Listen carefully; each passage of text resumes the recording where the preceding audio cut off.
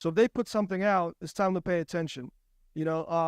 the reason I want to say that is because there may be some opportunities still on there because of how they're approaching working with influencers, right? So every time, usually a major company, not just a major company, but artists do this all the time on the bigger level, they'll get a network of influencers to sort of talk about what they're doing, the grand launch, the new song coming out, the new project, the new app coming out. So they are working with a lot of influencers. And this article that I read interviewed 600 influencers that Threads CEO decided to give money to sort of get the,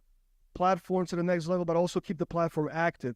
Active is the key word for these platforms. And all of them were talking about experiences where they had a good experience so far on the platform as an influencer. There are decent amount of people flocking to it, but they were saying the interesting thing for me, which I wanted to translate to you guys, is that all the influencers that are now at the position to be contacted by Threads to do some influencer